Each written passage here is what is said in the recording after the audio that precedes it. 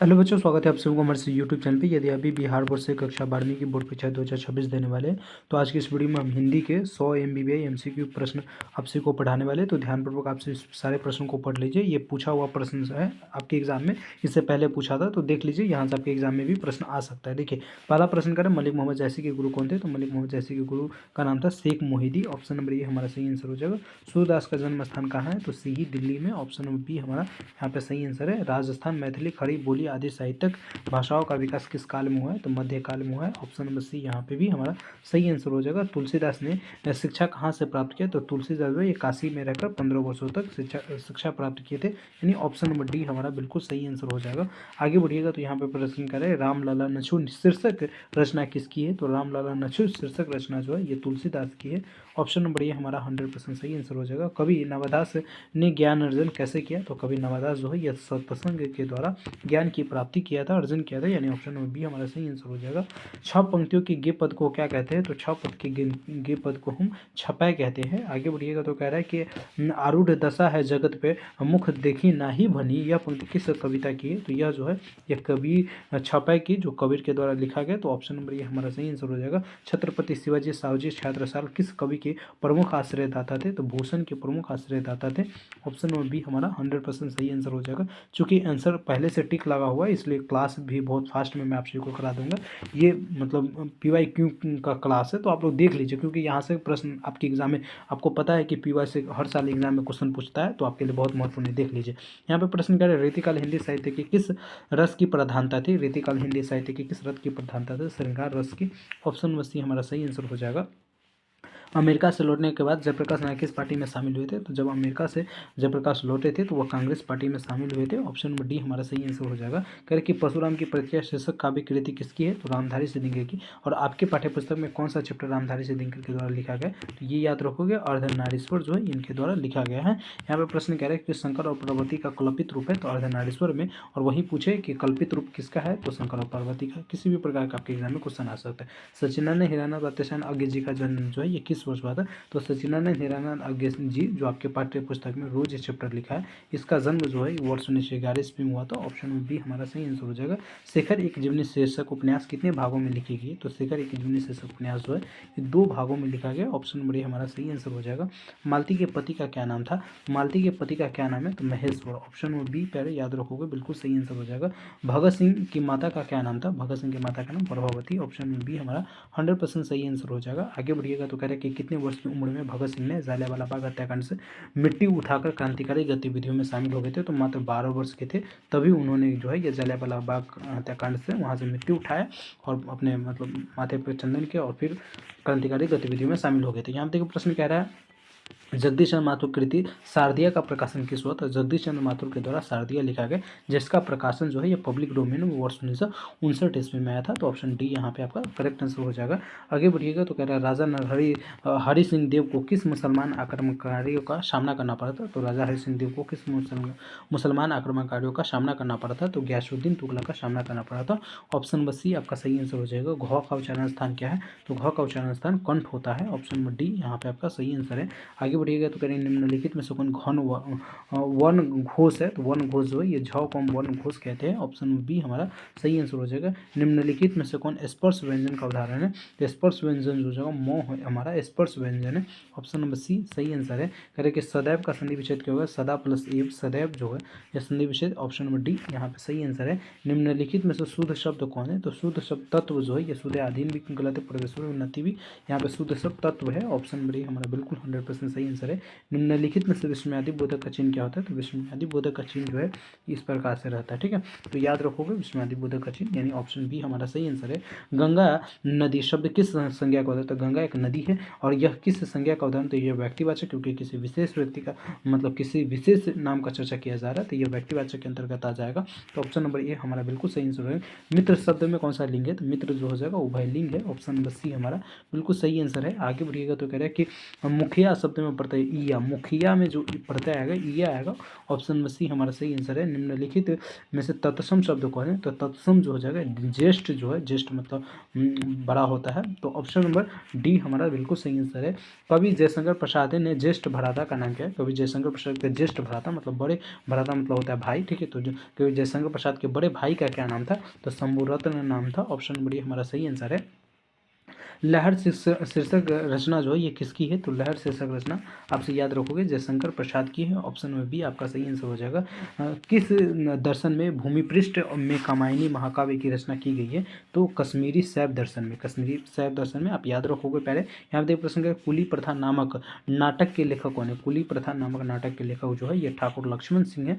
Option number D आपका बिल्कुल 100% सही आंसर। पुत्र वियोग शीर्षक कविता किस काव्य संकलन में उद्धृत है? तो ये जो है ये मुकुल में उद्धृत है। वर्ष 1930 ईस्वी में मुकुल मतलब प्रकाशित होता। और पुत्र वियोग के रचनाकार कौन है? तो सुभद्रा कुमारी चौहान, ये भी याद रखोगे। आगे बढ़िए। और यहाँ पे प्रश्न कह रहा है कवि शमशेर बहादुर सिंह ने सोवियत रूस की यात्रा कब किया? तो कवि शमशेर बहादुर सिंह जो है ये सोवियत रूस की यात्रा जो है ये वर्ष 1978 ईस्वी में किया था। ऑप्शन में भी आपका सही आंसर हो जाएगा।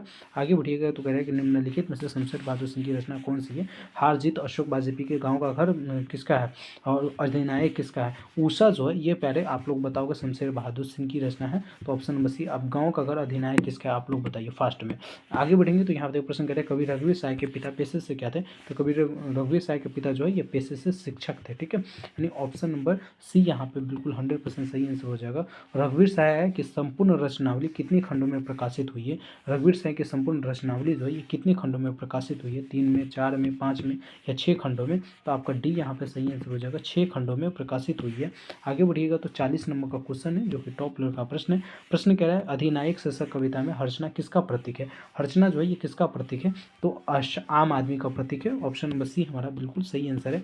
आगे बढ़िएगा तो यहाँ पे देखिए 41 नंबर प्रश्न कह रहा है विनोद कुमार शुक्ल की कौन सी रचना इतावली भाषा में अनुवाद हो चुका है? तो कौन सी रचना जो है इतावली भाषा में भी अनुवाद हो चुका है? तो पेड़ पे कमरा, पेड़ पे कमरा। ऑप्शन नंबर डी आपका सही आंसर हो जाएगा। अगला प्रश्न कह रहा है कि निम्नलिखित में से किस कवि को दयावती शिखर मोदी शिखर सम्मान से सम्मानित किया गया? तो आप लोग याद रखोगे किस कवि को जो है ये दयावती मोदी शिखर सम्मान से सम्मानित किया गया? तो अशोक वाजपेयी को। ऑप्शन नंबर ए हमारा करेक्ट आंसर हो जाएगा। कवि ज्ञानेंद्र पति के पिता के क्या नाम है? तो कवि ज्ञानेंद्र पति के पिता का नाम जो है ये देवेंद्र प्रसाद चौबे है। ऑप्शन में बी हमारा सही आंसर हो जाएगा। सर्कस का प्रकाश बुलवा कहाँ से आता है? सर्कस का प्रकाश बुलवा जो है ये गांव से आता है। ऑप्शन में बी हमारा 100% सही आंसर है। आगे बढ़िएगा तो गांव का घर शीर्षक कविता संग्रह से ली गई। तो गाँव का घर जो है यह शीर्षक कविता किस कविता संग्रह से संशयात्मा से लिया गया जो कि 2004 में प्रकाशित हुआ था? तो ऑप्शन में बी आपका सही आंसर हो जाएगा। गाँव के घर के लेखक कौन है बताइएगा जरा सा। यहाँ पे प्रश्न करें मुक्तिबोध कैसे कवि है? तो मुक्तिबोध जो है ये क्रांतिकारी कवि थे। ऑप्शन में सी हमारा 100% सही आंसर हो जाएगा। आगे बढ़िएगा तो प्रश्न करें बाल्किस भट्ट के अनुसार कितने कानों में परिबात खुल जाती है? तो बाल्किस भट्ट के अनुसार जो है यदि कोई गुप्त बात है और आप वह बात कितने लोगों के पास आप मतलब पहुंचा देते हैं तो वह पब्लिक डोमेन में मतलब धीरे धीरे सबको पता चल जाएगा। तो 6 लोगों का, ठीक है। ऑप्शन नंबर डी हमारा बिल्कुल करेक्ट आंसर हो जाएगा।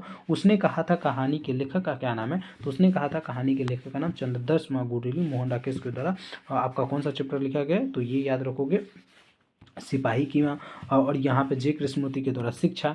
आगे बढ़िएगा तो यहाँ पर प्रश्न कह रहा है कि उसने कहा था कहानी किसने अपना जर्सी उतारकर बोधा सिंह को पहना दिया था? तो उसने कहा था कहानी में जो है कौन है जो अपना जर्सी उतारकर बोधा सिंह को पहना दिए थे? तो लहना सिंह जो है अपना जर्सी उतारकर बोधा सिंह यानी सुबेदारनी के बेटे को पहना दिया था क्योंकि उन्होंने वादा किया था कि आपके मैं पति और पुत्र की रक्षा करूंगा। जयप्रकाश नारायण की पत्नी का क्या नाम है? तो जयप्रकाश नारायण की पत्नी का नाम Prabhavati Devi. Option number C हमारा सही आंसर हो जाएगा। पहले यहाँ पे देखिएगा 51 प्रश्न करें वर्ष 1974 में जयप्रकाश नारायण ने किस आंदोलन का नेतृत्व किया था? तो वर्ष 1974 में जयप्रकाश आंदोलन जो है यह छात्र आंदोलन का नेतृत्व किया था। ऑप्शन नंबर डी आपका सही आंसर हो जाएगा। आगे बढ़िएगा पहले तो यहाँ पे प्रश्न करें रामधारी सिंह दिनकर की काव्य कृति रेणुका का रचनाकाल क्या है? तो रामधारी सिंह दिनकर की काव्य कृति रेणुका का रचनाकाल पूछे तो वर्ष 1935 ईस्वी। ऑप्शन नंबर ए आपका सही आंसर हो जाएगा। आगे बढ़िएगा तो यहाँ पे 53 नंबर प्रश्न देखिए पहले क्या कह रहा है। प्रश्न कह रहा है अर्धनारीश्वर शीर्षक निबंध के अनुसार धर्म साधक साधक, महात्मा और साधु किससे भय खाते हैं? तो नारियों से। अर्धनारीश्वर शीर्षक निबंध के अनुसार धर्म हो गया या साधक हो या महात्मा और साधु जो है किससे भय खाते हैं, डरते हैं? तो नारियों से। ऑप्शन नंबर बी आपका बिल्कुल करेक्ट आंसर हो जाएगा। यहाँ पे 54वां प्रश्न कह रहा है कि अज्ञे जी पहली कहानी इलाहाबाद की किस पत्रिका में प्रकाशित हुआ था? अज्ञे जी की पहली कहानी जो है ये इलाहाबाद की किस पत्रिका में प्रकाशित हुआ था? तो आप याद रखोगे सेवा में, जो स्काउट पत्रिका से हुआ था। ठीक है, तो ऑप्शन नंबर बी यहाँ पे आपका करेक्ट आंसर हो जाएगा। आगे बढ़िएगा तो रोज शीर्षक पाठ साहित्य की कौन सी विधा है? तो रोज शीर्षक पाठ जो है ये हिंदी साहित्य की कौन सी विधा है? तो आप लोग बताओगे कहानी है। ऑप्शन नंबर सी हमारा करेक्ट आंसर हो जाएगा। आगे बढ़िएगा तो यहाँ पर प्रश्न कह रहा है कि पंजाब की भाषा तथा लिपि की समस्या रचना किसके द्वारा लिखी गई है? तो भगत सिंह के द्वारा लिखी गई है। ऑप्शन नंबर डी बिल्कुल करेक्ट आंसर हो जाएगा। आगे बढ़िएगा तो प्यारे कह रहा है कि वो वैशाली महोत्सव का बीजारोपण किसने किया? तो वैशाली महोत्सव जो पर्व मनाते प्रत्येक साल, इसका बीजारोपण सबसे पहले कौन किया थे? तो जगदीश चंद्र माथुर ने किए थे। ऑप्शन नंबर बी आपका सही आंसर हो जाएगा। आगे बढ़िएगा तो कह रहे जगदीश चंद्र माथुर द्वारा रचित कोणार्क शीर्षक रचना का प्रकाशन किस वर्ष हुआ? तो कोणार्क का प्रकाशन जो है किस वर्ष हुआ था? तो वर्ष 1951 में हुआ था। ऑप्शन नंबर सी आपका सही आंसर हो जाएगा। ओ सदा नेरा शीर्षक पाठ साहित्य की कौन सी विधा है? तो ओ सदा नेरा शीर्षक पाठ जो है यह साहित्य की कौन सी विधा है? तो निबंध है। ऑप्शन नंबर ए आपका सही आंसर हो जाएगा। हरि सिंह देव का दुर्गा कहाँ छिपा हुआ था? तो हरि सिंह देव का दुर्गा जो है यह कहाँ वन की गहराइयों में छुपा हुआ था। ऑप्शन नंबर सी आपका सही आंसर हो जाएगा। यहाँ पे देखिए पहले प्रश्न कह रहा है सन 1917 में भितियारवा के पास किसकी तोती बोलती थी? सन 1917 में भितियारवा के पास किसकी तोती बोलती थी? तो एमन साहब की तोती बोलती थी। ऑप्शन नंबर डी आपका करेक्ट आंसर हो जाएगा। पहले चलिए पहले आगे बढ़िएगा तो यहाँ पर देखिए प्रश्न कह रहा है कि नंदगढ़ का स्फूत कितना फुट ऊंचा है? तो नंदगढ़ का स्फूत जो है ये कितना फुट ऊंचा है? तो यह 82 फुट ऊंचा है। कितना है? 82 फुट ऊंचा है। ऑप्शन नंबर ए आपका करेक्ट आंसर हो जाएगा। आगे बढ़िएगा तो कह रहा है कि मुन्नी और मानक की माँ का क्या नाम है? मुन्नी तथा मानक की माँ का नाम बिस्नी है। ऑप्शन नंबर बी आपका करेक्ट आंसर हो जाएगा। पहले आगे बढ़िएगा तो कह रहा है प्रलय की छाया शीर्षक कविता किसकी? प्रलय की छाया शीर्षक कविता किसकी है? तो ये याद रखोगे जयशंकर प्रसाद की है। ऑप्शन नंबर सी आपका करेक्ट आंसर हो जाएगा। पहले आगे बढ़िएगा तो यहाँ पे 65वां प्रश्न ओम प्रकाश वाल्मीकि के पिताजी उन्हें प्यार से क्या कहकर बुलाते थे? तो ओम प्रकाश वाल्मीकि के पिताजी उन्हें प्यार से मुंशी जी कहकर बुलाते थे। ऑप्शन नंबर बी आपका करेक्ट आंसर हो जाएगा। 66वां प्रश्न कह रहा है दस्तावेज रचना का कच्चा माल यह कथन किस लेखक है? दस्तावेज रचना का कच्चा माल जो यह कथन किस लेखक है? तो यह मल्लेश जी का है। ऑप्शन नंबर सी यहाँ पे बिल्कुल करेक्ट आंसर हो जाएगा। आगे बढ़िए प्यारे कह रहे हैं कि आयुष्मान शब्द का स्त्रीलिंग रूप क्या होगा? तो आयुष्मान शब्द का स्त्रीलिंग रूप आयुष्मती हो जाएगा। ऑप्शन नंबर डी बिल्कुल सही आंसर है। सड़क शब्द का बहुवचन क्या होगा? तो सड़की हो जाएगा। सड़क का बहुवचन सड़की हो जाएगा। बिल्कुल सही आंसर है। कारक के कितने भेद होते हैं? कारक के 8 भेद होते हैं। ऑप्शन नंबर बी आपका करेक्ट आंसर है। आगे बढ़िएगा तो कह रहे वर्षा के लिए मेघ चाहिए किस कारक का उदाहरण है? तो यह संप्रदान कारक का उदाहरण है। ऑप्शन नंबर ए हमारा करेक्ट आंसर है। आगे बढ़िएगा तो कह रहे कौन खा रहा है किस सर्वनाम का उदाहरण है? तो ये जो हो जाएगा प्रश्नवाचक सर्वनाम का उदाहरण है। आगे बढ़िएगा पहले तो यहाँ पे करें कि मुझे शेर भर दूध चाहिए कि इस वाक्य में शेर भर किस विशेषण का उदाहरण है? तो ये परिमाण बोधक, तो परिमाण बता रहा है कि मुझे बस शेर भर ही दूध चाहिए, यानी ऑप्शन नंबर डी बिल्कुल करेक्ट आंसर हो जाएगा। आगे बढ़िएगा तो कह रहे क्रिया का मूल रूप क्या होता है? तो क्रिया का मूल रूप जो है ये धातु होता है। ऑप्शन नंबर ए आपका करेक्ट आंसर हो जाएगा। पहले यहाँ पे प्रश्न कह रहे वर्तमान काल के कितने भेद होते हैं? तो वर्तमान काल के 5 भेद होते हैं। ऑप्शन नंबर डी आपका सही आंसर है। करके रचना के आधार पर शब्द के कितने भेद होते हैं? रचना के आधार पर शब्द के 3 भेद होते हैं। ऑप्शन नंबर बी आपका सही आंसर हो जाएगा। अनुकूल शब्द में उपसर्ग क्या है? तो अनुकूल शब्द में उपसर्ग जो है ये अनु है। ऑप्शन नंबर बी आपका सही आंसर हो जाएगा। शत्रुता शब्द में प्रत्यय क्या है? तो शत्रुता शब्द में प्रत्यय जो है ता हो जाएगा। शत्रुता, ठीक है, यानी शत्रु निकल जाएगा तो प्रत्यय जो हो जाएगा ता निकलेगा। ऑप्शन नंबर सी हमारा बिल्कुल करेक्ट आंसर हो जाएगा। मामा शब्द का विशेषण क्या होगा? तो ममेरा। मामा का विशेषण ममेरा, याद रखोगे। आगे बढ़िएगा तो यहाँ पे प्रश्न करें कि त्रिभुवन शब्द में कौन सा समास है? तो दिग्गु समास है। त्रिभुवन में दिग्गु समास है। ऑप्शन जिसमें गिनती की संख्या आ जाए वैसे को हम समास दिग्गु समास के अंतर्गत रखते हैं। ठीक है, यहाँ पे प्रश्न करें कुल 4 कितने किस पदबंध का उदाहरण है? तो ये संज्ञा पद कुल 4, तो ये क्या हो जाएगा? यह हमारा कौन सा पदबंध आएगा? तो संज्ञा पदबंध आएगा। मनुष्य के विचारों को पूर्णतः प्रकट करने वाले पद समूह को क्या कहते हैं? तो मनुष्य के विचार को पूर्ण रूप से जो प्रकट करता है उसे हम वाक्य कहते हैं। क्या कहते हैं? वाक्य कहते हैं। ऑप्शन बी आपका बिल्कुल करेक्ट आंसर हो जाएगा। रचना की दृष्टि से वाक्य के कितने प्रकार होते हैं? तो रचना की दृष्टि से वाक्य के 3 प्रकार होते हैं। कितने प्रकार होते हैं? पहले 3 प्रकार होते हैं, याद रखोगे। परिश्रमी छात्र जो है ये असफल होंगे। परिश्रमी छात्र जो है मतलब मेहनती छात्र जो ये सफल होंगे, सक्सेस होंगे। किस वाक्य का उदाहरण है? तो यह एकदम सरल वाक्य का उदाहरण है। ऑप्शन नंबर ए हमारा करेक्ट आंसर हो जाएगा। निम्नलिखित में से शुद्ध वाक्य कौन है? तो वास्तव में वह बड़ा आदमी है। यह क्या है? तो यह एक शुद्ध वाक्य। आचार शब्द का विलोम क्या होगा? तो अनाचार। आचार शब्द का विलोम जो हो जाएगा अनाचार हो जाएगा। आगे बढ़िए और यहाँ पे प्रश्न करें, युग का निर्माण करने वाले के लिए एक शब्द में आप क्या कहेंगे? तो युग निर्माता। जो युग का निर्माण करे उसे हम युग निर्माता कहेंगे। जो न मरे उसे आमरण कहेंगे। ठीक है, ये सब याद रखोगे एक शब्द वाला। गाल बजाना मुहावरे का अर्थ होता है डिंग हाँकना। ठीक है, डिंग हाँकना। ऑप्शन नंबर बी आपका सही। महापुरुष शब्द में कौन सा समास है? तो कर्माधारय समास है। ऑप्शन नंबर सी यहाँ पे आपका सही आंसर हो जाएगा। सूर्य का पर्यायवाची शब्द क्या होगा? तो प्रभाकर। सूर्य का पर्यायवाची प्रभाकर। ऑप्शन नंबर डी आपका सही आंसर हो जाएगा। समास का अर्थ क्या होता है? तो समास का अर्थ जो है यह संक्षेप होता है। ऑप्शन नंबर ए प्यारे आपका 100% सही आंसर है। यहाँ पर कह रहे हैं यथासंभव शब्द में कौन सा समास है? तो अविभाव समास है। ऑप्शन नंबर बी आपका करेक्ट आंसर हो जाएगा। भूखा शब्द में कौन सा प्रत्यय है? तो भूखा आ जो है यह प्रत्यय है, यानी ऑप्शन नंबर सी यहाँ पे भी आपका सही आंसर हो जाएगा भूखा शब्द में। ठीक है, चलिए आगे बढ़िएगा। तो यहाँ पर देखिए प्रश्न कह रहे हैं नाटक का विशेषण क्या होगा? तो नाटकीय। ऑप्शन नंबर डी बिल्कुल करेक्ट आंसर है। आगे बढ़िएगा तो कह रहे हैं संग्रह शब्द में उपसर्ग है। तो संग्रह में सम जो है यह उपसर्ग है। ऑप्शन नंबर बी आपका सही आंसर हो जाएगा। बच्चे गेंद खेल रहे थे, किस काल का उदाहरण है? तो बच्चे गेंद खेल रहे थे, अब तो नहीं खेल रहा है या नहीं खेलेगा भी नहीं है, तो ये क्या हो जाएगा? भूतकाल का। ठीक है, ऑप्शन नंबर बी आपका बिल्कुल सही आंसर हो जाएगा। कह रहे कि वह कौन है जो कल आया था? वह कौन है जो कल आया था? यह कौन सा सर्वनाम है? तो संबंधवाचक सर्वनाम। मतलब वह कौन है जो कल आया था? संबंध बता रहे हैं ना कि कल आया था, संबंध है, तो यानी ऑप्शन नंबर डी आपका बिल्कुल सही आंसर हो जाएगा। हिमालय से गंगा निकलती, किस कारक का उदाहरण है? तो अपादान कारक का उदाहरण है। क्या हो जाएगा? अपादान कारक का उदाहरण है। आगे बढ़ेंगे पहले तो यहाँ पे कह रहे हैं मुंह शब्द में कौन सा लिंग है? तो मुंह शब्द में जो लिंग है ये याद रखोगे पुल्लिंग है। कौन सा लिंग है? पुल्लिंग है। आगे बढ़िए, सभा शब्द में कौन सा संज्ञा है? सभा शब्द में कौन सा संज्ञा है? तो ये जो हो जाएगा समूहवाचक संज्ञा हो जाएगा। ऑप्शन नंबर ए हमारा सही आंसर हो जाएगा। 109 प्रश्न का पवर्ग का उच्चारण स्थान क्या होता है? तो सब हम होस्ट से बोलते हैं, मतलब इसका उच्चारण स्थान होस्ट होता है, मतलब बी आपका बिल्कुल करेक्ट आंसर हो जाएगा। यदि आप सभी को इसका पीडीएफ डाउनलोड करना है इस पीडीएफ का, तो आप लोग इसका पीडीएफ डाउनलोड कर सकते हैं। ये पीडीएफ कैसे डाउनलोड करेंगे तथा आप लोग ऑनलाइन टेस्ट हिंदी का कैसे देंगे बिल्कुल फ्री में, आइए ये भी सिखा देते हैं आप सारे विद्यार्थियों को। देखिए टेस्ट देने के लिए तथा कुछ भी जानकारी प्राप्त करने के लिए, पीडीएफ डाउनलोड करने के लिए आप लोगों को गूगल खोल लेना है। गूगल खोलने के बाद यहाँ पे आप लोगों को सर्च वाले आइकन पे क्लिक करना है और सिंपल से आप लोगों को बीएसवी कैरियर सर्च करना है।